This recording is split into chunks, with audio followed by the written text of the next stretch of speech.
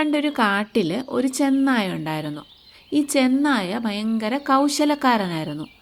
ഒരു ദിവസം ഇവന് ആഹാരം കഴിച്ചുകൊണ്ടിരുന്ന് കഴിഞ്ഞപ്പോൾ ഒരു എല്ല് ഇവൻ്റെ തൊണ്ടയ്ക്ക് കുറുകെ അങ്ങ് കുടുങ്ങി. ചെന്നായ ഒരുപാട് തവണ ശ്രമിച്ചു നോക്കി ഈ എല്ലൊന്ന് എടുത്ത് കളയാൻ വേണ്ടിയിട്ട്, പക്ഷേ നടന്നില്ല. എല്ല് തൊണ്ടയ്ക്കിരിക്കുന്നത് കാരണം ഇവന് പിന്നീട് ആഹാരം കഴിക്കാനും വെള്ളം കുടിക്കാനും എല്ലാം ഭയങ്കര ബുദ്ധിമുട്ടായി. അതിൻ്റെ കൂടെ ഭയങ്കര വേദനയുമായിരുന്നു. അവസാനം എന്ത് ചെയ്യുമെന്ന് ഇവൻ ഇങ്ങനെ ആലോചിച്ചു. അപ്പോഴാണ് ഇവൻ കൊക്കിൻ്റെ കാര്യം ഓർത്തത്.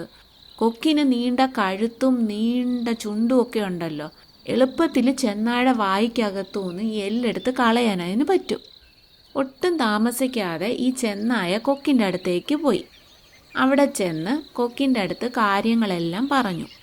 ഇത് കേട്ട കൊക്ക് ചെന്നായോട് പറഞ്ഞു, നീ എന്നെ പറ്റിക്കാനൊന്നും നോക്കുകയൊന്നും വേണ്ട.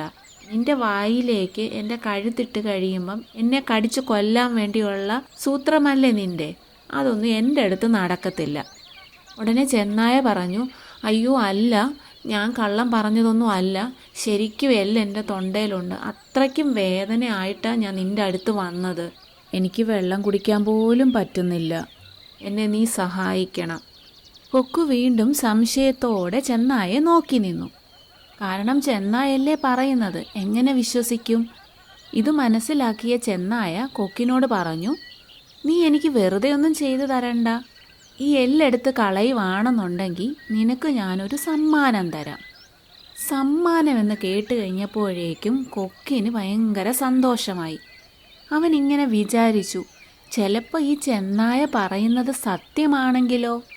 എല്ലെടുത്ത് കളഞ്ഞാൽ എനിക്ക് സമ്മാനം കിട്ടുമല്ലോ. കൊക്ക് ചെന്നായോട് പറഞ്ഞു, ഞാൻ എല്ലെടുത്ത് കളയാം, പക്ഷേ നീ പറഞ്ഞ വാക്കു മറക്കരുത്, എനിക്ക് സമ്മാനം തരണം. ശരി, ഞാൻ നിന്നെ പറ്റിക്കില്ല എന്ന് ചെന്നായ പറഞ്ഞു. എന്നാൽ നീ ഒരു കാര്യം ചെയ്യ്, വാ തുറന്ന് പിടിച്ച് അവിടെ ഇരിക്ക്. ഉടനെ ചെന്നായ അതിൻ്റെ വാ തുറന്ന് പിടിച്ചു കൊടുത്തു. കൊക്ക് എന്ത് ചെയ്തു? അതിൻ്റെ ചുണ്ട് ചെന്നായുടെ വായിലേക്ക് ഇട്ടിട്ട് ഈ എല്ല് പതിയെ എടുത്തു കൊടുത്തു. എല്ല് പോയി കഴിഞ്ഞപ്പോഴേക്ക് ചെന്നായയ്ക്ക് ആശ്വാസമായി. ഓ, ഇനിയെങ്കിലും എനിക്ക് ആഹാരം നല്ലതായിട്ട് കഴിക്കാമല്ലോ എന്നുള്ള സന്തോഷത്തിൽ ഈ ചെന്നായ കൊക്കിൻ്റെ അടുത്ത് ഒന്നും പറയാതെ അങ്ങ് നടന്നു പോകാൻ തുടങ്ങി. ഉടനെ കൊക്ക് പറഞ്ഞു, ആഹാ, അങ്ങനെ അങ്ങ് പോയാലോ? എൻ്റെ സമ്മാനം എവിടെ? അത് തന്നിട്ട് നീ പോയാൽ മതി. സമ്മാനം തരാമെന്ന് നീ വാക്ക് പറഞ്ഞതാ.